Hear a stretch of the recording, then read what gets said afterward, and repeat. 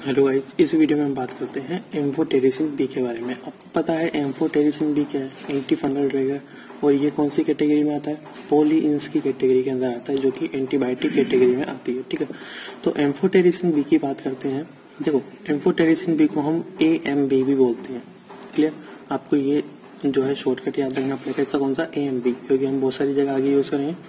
देखो, amphotericin B जो है ये एंटी फंगल ड्रग है और ये क्या है?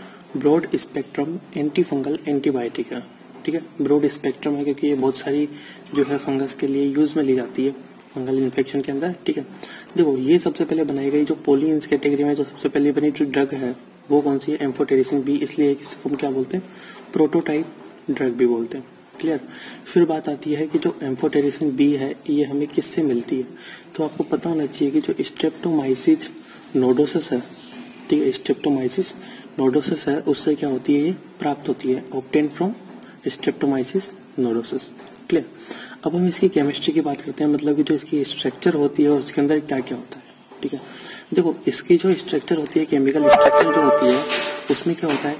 उसके अंदर कई सारे डबल बॉन्ड्स होते हैं। देखो, पॉलीइंस कैटेगरी के अंदर आता है और पॉलीइंस कैटेगरी का मतलब यही होता है कई सारे डबल बॉन्ड्स, बहुत सारे। ठीक है, तो it have highly double bonds structure. Clear? पहली बात।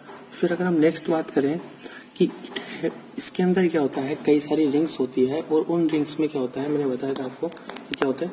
कई सारे डबल बॉन्ड्स होते हैं। ठीक है, अब जो डबल बॉन्ड होते हैं, ठीक है, उन डबल बॉन्ड क्या होता है? जैसे मान लो सपोज दैट ऐसे एक रिंग है, मान लो यहाँ पे कोई रिंग है, अब इसमें कई सारी रिंग्स है यूं, ठीक है, कई सारी रिंग्स है। अब रिंग की क्या होती है? एक साइड की, अगर हम एक साइड को लेके बात करें तो एक साइड पे क्या होता है? कई सारे डबल बॉन्ड होते हैं और वो क्या होते हैं? कॉन्जुगेट होते हैं। कॉन्जुगेट का मतलब क्या है? अल्टरनेटिव फॉर्म के अंदर होते हैं। ठीक है, तो कई सारे कॉन्जुगेट डबल बॉन्ड्स होते हैं। अब जहाँ पे डबल बॉन्ड होगा वो वाला एरिया कौन सा हो जाएगा? लिपोफिलिक हो जाएगा। ठीक है, मतलब क्या है? लिपिड के अंदर सोल्यूबल वाला जो पार्ट हो जाएगा लिपोफिलिक हो जाएगा। ठीक है, जहाँ पे क्या होगा? कई सारे डबल बॉन्ड हो गए। क्लियर? और जो दूसरा एंड होता है, भाई एक एंड तो ये हो गया, और अगर हम दूसरे एंड की बात करें तो जो दूसरी साइड का एंड होता है, अदर साइडेड जो होती है, दूसरी साइड जो होती है वो क्या होती है? हाइड्रोफिलिक होती है। क्यों? क्योंकि वहां पर क्या है? कई सारे OH ग्रुप्स पाए जाते हैं। ठीक है, सपोज दैट अगर मैं बात करूं तो जैसे मान लो ऐसे है यूं, कई सारे मतलब रिंग है, इसमें एक तरफ तो क्या है? एक तरफ, एक साइड तो क्या है? कई सारे डबल बॉन्ड है और एक साइड क्या है? कई सारे OH ग्रुप है। तो जिधर की साइड डबल बॉन्ड होंगे वो वाला पार्ट तो कौन सा हो जाएगा? लिपोफिलिक। और जिधर की साइड OH ग्रुप होंगे बहुत सारे, वो कौन सा हो जाएगा? हाइड्रोफिलिक वाला पार्ट हो जाएगा। ठीक है, फिर हम बात करते हैं कि जो एम्फोटेरिसिन बी होती है, ठीक है, ये क्या होती है? पाउडर फॉर्म में होती है। ठीक है, तो इनसोल्युबल, ये क्या होती है? वाटर के अंदर इनसोल्युबल होती है। और अगर हम मान लो इसका एक्वस मीडियम बनाए तो एक्वस मीडियम जो है इसका क्या होता है? अनस्टेबल होता है। क्लियर? अब हम मोड ऑफ एक्शन की बात करते हैं। देखो, ये मोड ऑफ एक्शन जो है वो पॉलीइंस कैटेगरी की जो 3 ड्रग होती है, ठीक है, एक तो एम्फोटेरिसिन बी होती है, एक कौन सी होती है? निस्टाटिन होती है, और एक होती है कौन सी? हेमासिन। इन तीनों के लिए जो मोड ऑफ एक्शन है, काम कैसे करती है, तीनों के लिए सेम है। ठीक है, तो मोड ऑफ एक्शन की अगर हम बात करें तो जो एम्फोटेरिसिन बी होती है ये क्या है? पॉलीइंस है। ये किसके साथ कंबाइंड होती है? देखो, जो फंगस होता है, फंगस की सेल मेम्ब्रेन में क्या होता है? अर्गोस्टेरोल नाम की एक केमिकल पाया जाता है और ये अर्गोस्टेरोल किसके सिमिलर होता है? ये कोलेस्ट्रॉल के सिमिलर होता है। ठीक है, तो जो एम्फोटेरिसिन बी होती है, ये एम्फोटेरिसिन बी क्या करती है? अर्गोस्टेरोल जो कि किसके अंदर होता है? फंगस की सेल मेम्ब्रेन में होता है, उसके साथ क्या होती है? कंबाइंड होती है, जुड़ती है। और जुड़ने के बाद क्या होती है कि जो फंगस की सेल मेम्ब्रेन है उसके अंदर क्या होती है? इंसर्ट हो जाती है। ठीक है, जब ये सेल मेम्ब्रेन के अंदर इंसर्ट होती है तो इंसर्ट होने पे क्या होता है कि सेल मेम्ब्रेन जो होता है उसके अंदर क्या होता है? एक माइक्रोपोर बन जाता है। मतलब क्या होता है? पोर टाइप स्ट्रक्चर बन जाती है। जब पोर बनता है तो पोर से क्या होता है कि जो सेल के अंदर के जो मटेरियल है, जैसे आयंस है या वाटर सोल्यूबल सब्सटेंस है या हम अमाइनो एसिड्स की बात करें, तो जो सेल के अंदर जो कंटेंट होते हैं वो क्या होते हैं? सेल से बाहर आने लगते हैं। किसके थ्रू? माइक्रोपोर के थ्रू। और माइक्रोपोर के थ्रू जब बाहर आते हैं तो इससे क्या होता है? जो सेल है, मतलब जो फंगस है, उसकी क्या होने लगती है? डेथ हो जाती है। ठीक है, ये इसका मोड ऑफ एक्शन है। ये तीनों के अंदर अप्लाई होगा, निस्टाटिन के अंदर और हेमासिन के अंदर भी अप्लाई होगा। क्लियर? अब गाइस हम बात करते हैं किसके बाद, माइक्रोपोर की बात। जो माइक्रोपोर का फॉर्मेशन हुआ था, सपोज दैट ये क्या है, ये माइक्रोपोर का फॉर्मेशन हो गया किसके अंदर, जो फंगस की सेल वॉल है उसके अंदर। अब जो माइक्रोपोर का इंटरनल वाला पार्ट है, मतलब इंटीरियर वाला पार्ट है, वो इंटीरियर वाला पार्ट क्या होता है, हाइड्रोफिलिक होता है। क्लियर, क्या होता है, हाइड्रोफिलिक होता है। और ये इंटीरियर वाला पार्ट है, मैंने अभी थोड़ी देर पहले बताया था कि इंटीरियर वाले पार्ट के थ्रू होते हुए तो क्या होगा, आयन जो वाटर सोल्यूबल सब्सटेंस है, अमाइनो एसिड है, वो क्या होंगे, सेल के बाहर आ जाएंगे। ठीक है, तो इंटीरियर वाला पार्ट जो होता है वो हाइड्रोफिलिक होता है, और जो आयंस, वाटर सोल्यूबल सब्सटेंस हैं, अमाइनो एसिड्स हैं, ये क्या होते हैं, सेल से क्या होते हैं, बाहर आ जाते हैं, किसके थ्रू, इंटीरियर वाले पार्ट के थ्रू या माइक्रोपोर के थ्रू। ठीक है, अब ये जो माइक्रोपोर बना है सेल मेम्ब्रेन के अंदर, इस माइक्रोपोर को स्टेबलाइज कौन करता है कि ये बना रहे, ताकि ज्यादा से ज्यादा क्या हो, आयन, वाटर सोल्यूबल सब्सटेंस और ये बाहर जाए। तो ये जो माइक्रोपोर है, इस माइक्रोपोर को स्टेबलाइज कौन करता है, इसको स्टेबलाइज करता है जो मेम्ब्रेन के अंदर स्टेरोल होता है, जैसे हमने बात करी थी एर्गोस्टेरोल की।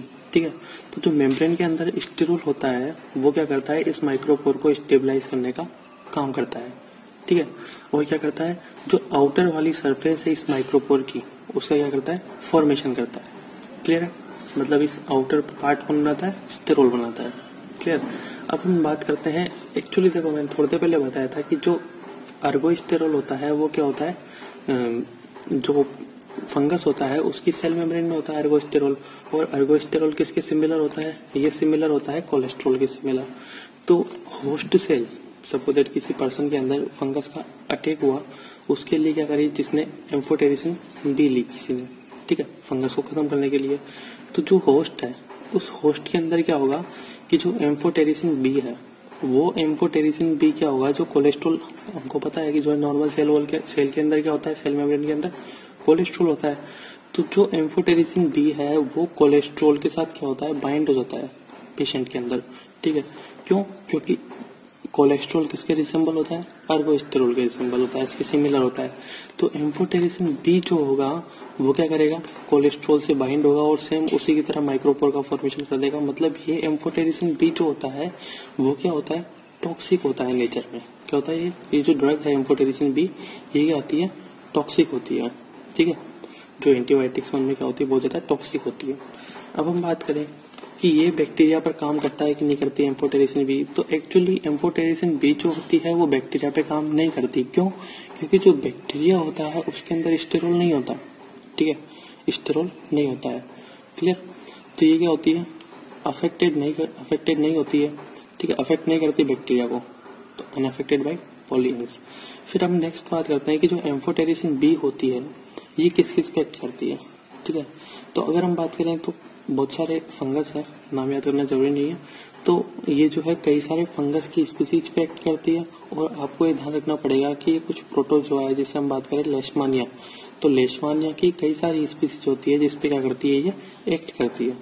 क्लियर, अब हम इसकी फार्माकोकाइनेटिक्स के बारे में बात करते हैं। देखो फार्माकोकाइनेटिक्स के बारे में सिंपल सी बात है कि जो एम्फोटेरिसिन बी होती है, ये एम्फोटेरिसिन बी क्या है, ये गट से क्या होती है, अगर आप इसको ओरली लेते हो तो ये क्या है, एब्जॉर्ब नहीं होती है गट के थ्रू। ठीक है, इसलिए क्या है कि इसलिए ये जो है क्या है, गट के थ्रू एब्जॉर्ब नहीं होती है। So not suitable orally for systemic infection. मतलब अगर आपके मान लो पूरी बॉडी में क्या हो रहा है, इसका इन्फेक्शन हो रहा है, किसी फंगस का इन्फेक्शन हो रहा है, तो उसके अंदर ये सुटेबल नहीं है। क्योंकि अगर सपोज दैट आपने टेबलेट के फॉर्म में ओरली लिया तो ये जो है गट से तो क्या होगी, एब्जॉर्ब नहीं हो पाएगी। एब्जॉर्ब नहीं हो पाएगी तो वो काम नहीं करेगी पूरी बॉडी के अंदर। ठीक है, तो इसलिए हम क्या करते हैं कि ओरली ना देके इसको क्या करते हैं, इंट्रावेनस रूट से देते हैं। ठीक है, आईवी रूट से देते हैं अगर सिस्टेमिक इन्फेक्शन हुआ है तो।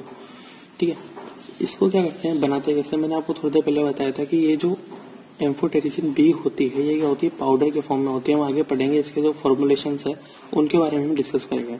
तो जो आईवी होती, वो सॉरी क्या बोलते हैं, जो एम्फोटेरिसिन बी है, ये एम्फोटेरिसिन बी क्या होती है, ये डीऑक्सीकोलेट के साथ क्या की जाती है, मिक्स करी जाती है, और क्या किया जाता है, इसका सस्पेंशन बनाया जाता है। और फिर क्या करते हैं, इंट्रावेनस रूट के थ्रू क्या करते हैं, उसको पेशेंट को देते हैं। ठीक है, हम डायरेक्टली क्यों नहीं दे सकते, क्यों, क्योंकि ये पाउडर फॉर्म में होती है। क्लियर, फिर हम नेक्स्ट बात करें इसकी फार्माकोकाइनेटिक्स की बातें करें ना, तो इसमें नेक्स्ट हम बात करते हैं कि जो एम्फोटेरिसिन बी होती है ये क्या आती है, हाईली बाउंडेड होती है प्लाज्मा प्रोटीन से। जब ये प्लाज्मा प्रोटीन से हाईली बाउंडेड होगी मतलब ये लंबे समय तक क्या करती है, काम करती है हमारी बॉडी के अंदर, ठीक है। तो ये जो है प्लाज्मा प्रोटीन और जो स्टेरोल होता है उनसे क्या होता है, हमारे टिश्यू के अंदर जो स्टेरोल होता है मतलब सेल्स के अंदर, उनके साथ क्या होती है, बहुत ज्यादा बाउंडेड होती है। और एक बात और कि जो एम्फोटेरिसिन बी होती है, ये amphotericin B blood brain barrier को क्रॉस नहीं करती है, क्लियर, ब्लड ब्रेन बैरियर को क्रॉस नहीं कर पाती है, ठीक है। और अगर हम इसकी जो है मेटाबॉलिज्म की बात करें तो आपको पता है नॉर्मली कोई भी ड्रग होती है उसका लगभग मेटाबोलाइज किससे होता है, लीवर के अंदर होता है, और एक्सक्रीटेड किससे होती है, या तो यूरिन के थ्रू होती है या फिर बाइल के थ्रू होती है, क्लियर। अब हम इसके एडवर्स इफेक्ट की बात करते हैं, ठीक है। एडवर्स इफेक्ट में बात करें तो देखो, एडवर्स इफेक्ट में सबसे पहले जब से मैंने एम्फोटेरिसिन बी स्टार्ट किया तब से मैं एक ही बात कर रहा हूँ कि ये जो होती है बहुत ज्यादा टॉक्सिक होती है, इसलिए आजकल हम इसका यूज नहीं करते हैं, ठीक है। तो सबसे ज्यादा टॉक्सिक है एंटी फंगल एजेंट के अंदर, ठीक है।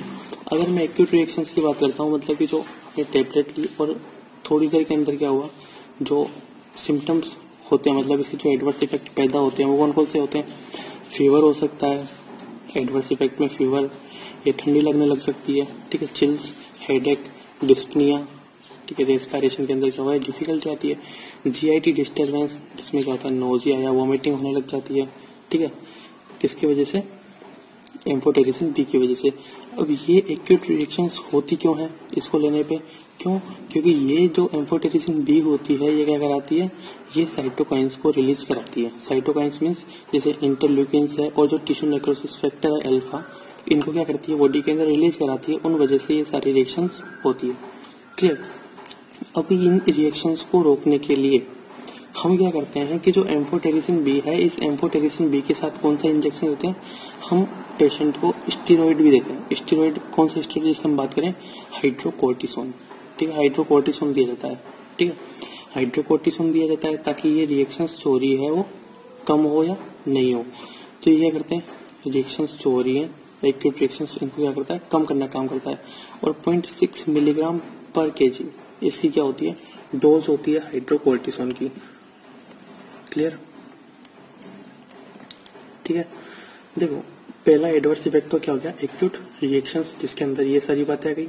दूसरे अगर एडवर्स इफेक्ट की हम बात करते हैं तो जो एम्फोटेरिसिन बी है इसकी वजह से क्या है, एनीमिया भी हो सकता है और इलेक्ट्रोलाइट डिस्टर्बेंस भी हो सकता है, मतलब बॉडी के अंदर जो इलेक्ट्रोलाइट है वो भी क्या हो सकते हैं, डिस्टर्बेंस हो सकते हैं, और एनीमिया भी इसकी वजह से हो सकता है।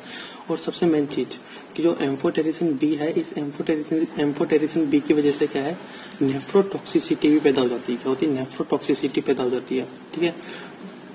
इसके क्या क्या सिम्टम होते हैं, नेफ्रोटॉक्सिसिटी अगर पैदा हो जाती है तो इससे क्या होती है, एजोटमिया, जीएफआर घट जाती है, ठीक है, एसिडोसिस हो जाता है, हाइपोकैल्केमिया हो जाता है, मतलब कि पोटेशियम की कमी हो जाती है, और जो है जो कंसंट्रेट, यूरिन को कंसंट्रेट करने की जो प्रोसेस है उसकी एबिलिटी भी क्या हो जाती है, कम होने लग जाती है, क्लियर। हम और एक क्या होता है, हेपेटोटॉक्सिसिटी भी क्या होती है, इससे पैदा होने लग जाती है। इसके एडवर्स इफेक्ट में बात करते हैं, एम्फोटेरिसिन बी का एडवर्स इफेक्ट क्या है, हेपेटोटॉक्सिसिटी भी इसकी वजह से हो सकती है, और इसकी वजह से सीएनएस टॉक्सिसिटी भी हो सकती है, क्लियर। अगर आप मान लो एम्फोटेरिसिन बी को इंट्राथिकली रूप से क्या करते हो, एडमिनिस्ट्रेशन करते हो, पेशेंट के अंदर क्या करते हो, इंट्राथिकल रूप से एडमिनिस्टर करते हो, तो इससे क्या है, टॉक्सिसिटी जो है, सीएनएस टॉक्सिसिटी भी पैदा होने लग जाती है, जिससे वॉमिटिंग, नोजिया, ये सारी बातें होती है पेशेंट के अंदर, क्लियर।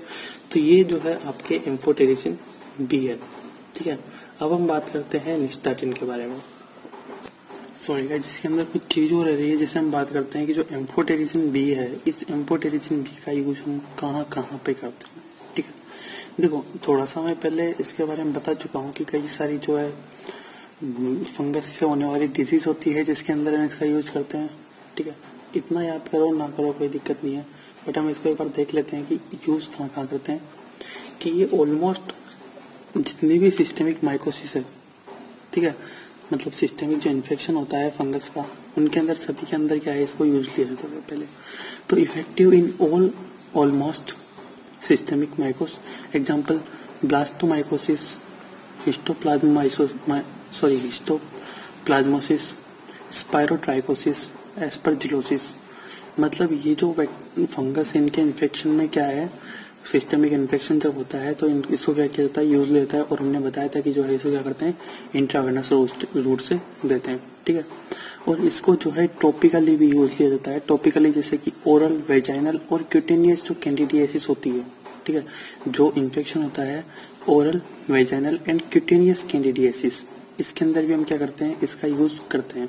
बट आजकल हम इसका यूज नहीं करते हैं, क्यों? क्योंकि ये क्या है, बहुत ज्यादा टॉक्सिक होता है, ठीक है। और एक जो है L amphotericin B, L means क्या है, L means liposomal amphotericin B, ठीक है। अभी हम जो फॉर्मुलेशंस की बात करेंगे, उन फॉर्मुलेशंस के अंदर इसकी बात करेंगे, फॉर्मुलेशन मतलब इसकी जो अलग अलग फॉर्म होती है उनकी बात करेंगे। तो जो एल एम्फोटेरिसिन बी होता है, लाइसोसोमल एम्फोटेरिसिन बी होता है, इसका जो यूज हम कहाँ पे करते हैं, लेशमानियासिस में करते हैं, एंड कालाजार में करते हैं, और कहाँ पे करते हैं, फेब्रिल न्यूट्रोपेनिया के अंदर करते हैं, ठीक है। 3 नाम याद रखने के, लेशमानियासिस में करते हैं, कालाजार और फेब्रिल न्यूट्रोपेनिया के अंदर करते हैं। अब हम इसकी जो है फॉर्मुलेशंस की बात करते हैं कि अलग अलग जो फॉर्म में अवेलेबल है, ये कौन कौन से फॉर्म में अवेलेबल है। देखो तो फॉर्मुलेशन में सबसे पहला क्या आ गया, सबसे पहला आता है, सबसे पहले हम बात करते हैं कि जो एम्फोटेरिसिन बी होती है ना, ये एम्फोटेरिसिन बी क्या होती है, वाटर के अंदर क्या होती है, बहुत ही कम सोल्यूबल होती है, जिसको बोलते हैं पुअरली सोल्यूबल है, ठीक है। इसलिए हम क्या करते हैं कि एक्चुअली ये एम्फोटेरिसिन बी, मैंने थोड़ी देर पहले बताया था कि ये पाउडर फॉर्म में अवेलेबल होती है, ठीक है। तो इसका हम क्या करते हैं, इंट्रावेनस प्रिपरेशन तैयार करते हैं। मतलब क्या करते हैं, इंट्रावेनस देने के लिए क्या करते हैं, इसको किसके साथ मिक्स करते हैं, डीऑक्सीकोलेट के साथ मिक्स करते हैं, तो इंट्रावेनस प्रिपरेशन तैयार हो जाता है। तो इसको हम क्या बोलते हैं, जब हम डीऑक्सीकोलेट के साथ मिक्स करते हैं तो इसको बोलते हैं कॉन्वेंशियल एम्फोटेरिसिन बी। कॉन्वेंशियल मतलब सी, एम्फोटेरिसिन बी AMB जिसको हम बोलते हैं, तो एम्फोटेरिसिन बी, कॉन्वेंशियल एम्फोटेरिसिन, क्लियर, पहली बात आ गई। दूसरी हम फॉर्मुलेशन की बात करते हैं, दूसरा फॉर्मुलेशन है इसके अंदर AMB कोलोइडियल डिस्पर्सन। आपको ये जो फॉर्मुलेशन है वो नाम याद करने पड़ेंगे, ठीक है। तो दूसरा जो है AMB कोलोइडियल डिस्पर्सन, AMB मतलब एम्फोटेरिसिन बी कोलोइडियल डिस्पर्सन, जिसको हम क्या बोलते हैं, ABCD, क्लियर। AB तो कहां से लिया, एम्फोटेरिसिन बी से लिया, कोलोइडियल से C, डिस्पर्सन से D। फिर एक आता है AMB lipid complex, AMB means amphotericin B lipid complex, तो ABLC, क्लियर। और एक आता है इसके अंदर एक फॉर्मुलेशन है liposomal amphotericin B. Liposomal amphotericin मतलब LMB, जो भी मैं बता रहा था ना यहाँ पे आपको, LAMB मतलब लाइपोसोमल एम्फोटेरिसिन बी, इसी के बारे में बता रहा था कि ये इसका फॉर्मुलेशन, ठीक है। एक्चुअली ये जो मैंने फॉर्मुलेशन बताया लास्ट में आपको, ABCD, ABLC और LMBA, ठीक है, ये क्या होता है, ये लिपिड बेस्ड फॉर्मुलेशन है। मतलब क्या होता है, ये लिपिड पे बेस होते हैं, ठीक है। लिपिड बेस्ड फॉर्मुलेशन है किसके, एम्फोटेरिसिन बी के, ठीक है। अब देखो इसके अंदर जो आप ये है ना लाइपोसोमल एम्फोटेरिसिन बी, इस लाइपोसोमल एम्फोटेरिसिन बी के बारे में आपको कुछ बातें ध्यान रखनी पड़ेगी। कौन कौन सी बातें, देखो इसके अंदर क्या है, कुछ स्पेशल फीचर है, मतलब कुछ बातें कौन कौन सी है। पहली बात, जो लाइपोसोमल एम्फोटेरिसिन बी होता है ना, ये क्या है, जो एक्यूट रिएक्शंस थी, मैंने बताया था एक्यूट रिएक्शंस जैसे कि फीवर हो जाता है, चिल, ठीक है, नोजिया, वोमिटिंग, ये कई सारी जो चीजें बताई थी, ठीक है। तो इसकी वजह से इसके साइड इफेक्ट क्या होते हैं, बहुत ही कम होते हैं। जैसे कि ये कम प्रोड्यूस करती है एक्यूट रिएक्शंस, ठीक है, produce milder acute reactions. Next अगर हम बात करें तो जो मैंने बताया था कि एम्फोटेरिसिन बी था, एम्फोटेरिसिन बी की वजह से क्या होता था, एनीमिया पैदा हो रहा था, ठीक है। बट इसकी वजह से जो एनीमिया पैदा हो रहा है वो क्या होता है, वो बहुत ही कम एनीमिया पैदा होता है, मतलब कि इसका जो साइड इफेक्ट है वो बहुत कम है, ठीक है। फिर मैंने बताया था कि जो एम्फोटेरिसिन बी है उसकी वजह से क्या है, नेफ्रोटॉक्सिसिटी पैदा होती है, ठीक है, नेफ्रोटॉक्सिसिटी पैदा होती है। पर इसकी वजह से जो नेफ्रोटॉक्सिसिटी पैदा होती है वो भी क्या होती है, कम होती है, ठीक है। मतलब ये क्या है, उसके कंपेयर में थोड़ी अच्छी है, नॉर्मल, ठीक है। तो ये वाला फॉर्मुलेशन थोड़ा अच्छा है उसके, जो एम्फोटेरिसिन बी होती है नॉर्मल उसके कंपेयर में। और दूसरी बात क्या है कि ये जो होती है ना, कौन, जो एम्फोटेरिसिन बी है, ये एल एम्फोटेरिसिन बी है, ये क्या होती है, ये कॉन्वेंशियल एम्फोटेरिसिन बी जो होती है, कॉन्वेंशियल एम्फोटेरिसिन बी, या जो नॉर्मल कॉन्वेंशियल एम्फोटेरिसिन बी का मतलब क्या है, नॉर्मल एम्फोटेरिसिन है, उसको हमने डीऑक्सीकोलेट के साथ मिक्स करके फॉर्मुलेशन तैयार किया है, ठीक है।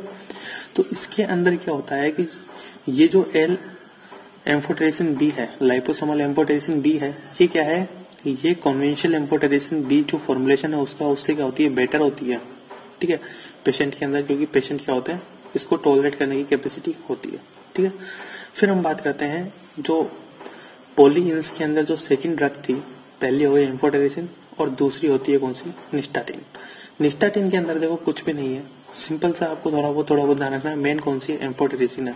निस्टाटिन के अंदर आपको सिर्फ इतना सा ध्यान रखना है कि ये मिलती किससे है, तो ये मिलती है स्ट्रेप्टोमाइसिस नोरिसिस, ठीक है, स्ट्रेप्टोमाइसिस नोरिसिस, ठीक है।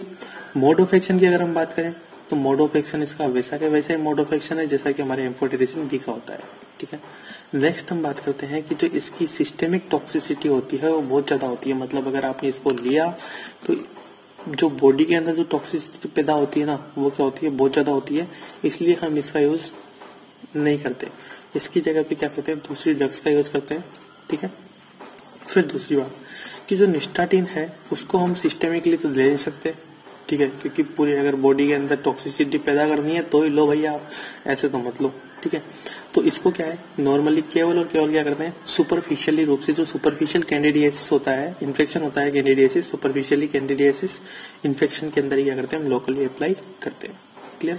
नेक्स्ट हम बात करें तो ये क्या करती है, देखो ये जो है स्किन और म्यूकस मेम्ब्रेन जो होती है उससे क्या होती है, पुअरली एब्जॉर्ब होती है, मतलब अगर आपने मान लो ये टेबलेट ली या फिर जो है स्किन पे लगाई तो ये जो है क्या है, पुअरली एब्जॉर्ब होती है, ऐसा नहीं कि अच्छे तरीके से एब्जॉर्ब हो रही है, पुअरली एब्जॉर्ब है। और एक क्या होती है इसका साइड इफेक्ट, ओनली एक साइड इफेक्ट है निस्टाटिन का, क्या साइड इफेक्ट ये है कि इससे क्या होती है, नोजिया, ठीक है, और इसका जो टेस्ट होता है वो क्या होता है, कड़वा होता है, बिटर टेस्ट होता है, क्लियर, ये इसका साइड इफेक्ट है। बट अगर आपने इसको सिस्टमिक ले लिया तो भाई ये क्या कर देगी, बहुत बुरी टॉक्सिसिटी पैदा कर देगी आपके, बहुत ज्यादा, ठीक है। अब हम इसकी क्या करते हैं, यूजेस की बात करते हैं। देखो यूज में आपको क्या क्या याद करना है, देखो आप इसको इतना याद भी नहीं करो तो भी चलेगा, आपको मेन कौन सी याद करनी है, एम्फोटेरिसिन बी, ठीक है, ये तो बुक में दे रखी है इसलिए मैं बता रहा हूँ। तो निस्टाटिन में क्या, निस्टाटिन के अंदर क्या है कि इसको टॉपिकली किसके लिए, ओरल, ओरोफेरेंजियल, कॉर्नियल, कंजक्टाइवल और क्यूटेनियस कैंडिडियासिस जो इन्फेक्शन होता है उसके अंदर क्या करते हैं, अप्लाई करते हैं टॉपिकली, ठीक है। वेजाइनल कैंडिडियासिस के अंदर भी इसका यूज करते हैं, ठीक है, किसके फॉर्म में, वेजाइनल सपोजिटर्स के फॉर्म में क्या करते हैं, इसका यूज करते हैं, ठीक है। फिर ओरल टेबलेट, मतलब सपोज दैट इंटेस्टाइनल कैंडिडियासिस हो रहा है किसी पेशेंट को, तो इंटेस्टाइनल कैंडिडियासिस के अंदर भी क्या करते हैं, इसका टेबलेट फॉर्म में क्या करते हैं, देते हैं, ठीक है। और आपको पता है कि एब्जॉर्ब तो बहुत कम एब्जॉर्ब होती है, क्लियर। तो ये आपके जो है निस्टाटिन की बात आती है। फिर हम बात करते हैं हिमासिन के बारे में। देखो हमाइसिन के अंदर क्या है, हमाइसिन के अंदर आपको ये ध्यान रखना है, कुछ नहीं इसके अंदर छोटा सा है, बट ये क्या है, थोड़ा इम्पोर्टेंट है, क्यों, क्योंकि इंडिया में बना हुआ है ये, ठीक है। कहाँ पे डेवलप किया है इसको, इंडिया में डेवलप किया है। तो हमाइसिन जो है ये किससे मिलता है, ये स्ट्रेप्टोमाइसिस पिम्प्रियाना से मिलता है, किससे मिलता है, स्ट्रेप्टोमाइसिस पिम्प्रियाना से मिलता है। और दूसरी बात क्या है कि इसको इंडिया में डेवलप किया गया है, ठीक है, इंडिया में डेवलप किया गया है। कौन सी कंपनी ने डेवलप किया, हिंदुस्तान एंटीबायोटिक ने डेवलप किया है इसको, ठीक है। और इसका यूज किसमें, ओरल, क्यूटेनियस, वेजाइनल कैंडिडियासिस में क्या करते हैं, इसका यूज करते हैं, ठीक है। अब देखो आपको जो है मैंने एक चीज बताना भूल गया था कि जो एम्फोटेरिसिन बी होता है उसकी ड्रग इंटरेक्शन के बारे में हम बताना भूल गए थे, ठीक है। तो एम्फोटेरिसिन बी के अंदर क्या है, देखो जो अमाइनो, अगर मान लो एम्फोटेरिसिन के साथ साथ, ठीक है, आपने क्या लिया, अमाइनो ग्लाइकोसाइड्स, वेंकोमाइसिन या साइक्लोस्पोरिन या अदर नेफ्रोटॉक्सिक ड्रग होती है, अगर ये आपने ली है तो ये क्या करती है, ये नेफ्रोटॉक्सिसिटी को बढ़ा देती है। इस वजह से क्या होता है कि जो रिनल इम्पेयरमेंट है, मतलब कि जो किडनी के काम करने का तरीका है वो खराब होने लगता है, ठीक है। अगर आपने एम्फोटेरिसिन बी के साथ ये लिया है तो क्या करेगी, वो एनहांस कर देगी रिनल इम्पेयरमेंट को, ठीक है, मतलब किडनी का काम खराब होने लग जाएगा, किडनी अच्छे से काम करना बंद करने लग जाएगी, ठीक है। और दूसरी बात कि अगर आपने सपोज दैट इसके साथ क्या लिया, फ्लूसिस्टोसिन लिया, क्या है, फ्लूसिस्टोसिन। ये फ्लूसिस्टोसिन मैंने बताई थी कि ये एंटी मेटाबोलाइट ड्रग होती है। आप जब इसका क्लासिफिकेशन देखोगे पहले वाले वीडियो में तो इसके अंदर आपको पता चलेगा कि फ्लूसिस्टोसिन जो होती है वो क्या होती है, एंटी मेटाबोलाइट ड्रग होती है। और एंटी मेटाबोलाइट ड्रग होती है, अगर आपने इसको एम्फोटेरेसिन बी को फ्लूसिस्टोसिन के लिए साथ लिया तो उससे क्या होगा कि जो इसका एक्शन है वो क्या होगा, बढ़ जाएगा। ठीक है, तो दोनों क्या करते हैं, सिनर्जिक मैटर में क्या करते हैं, एक्ट करते हैं, है supra additive action with amphotericin B. ठीक है, तो ये आपके जो है पॉलीइंस की बात हुई। ठीक है, नेक्स्ट वीडियो के अंदर हम क्या बात करेंगे, जैसे मैंने लिख रखा है यहाँ पे, ठीक है, कैस्पोफंगिन के बारे में मैंने लिख रखा है। तो हम नेक्स्ट वीडियो के अंदर जो है इकिनो जो कैंडिन्स है, इकाइनोकैंडिन्स है, उन ड्रग्स के बारे में हम क्या करेंगे, बात करेंगे। Thank you guys watching for this video.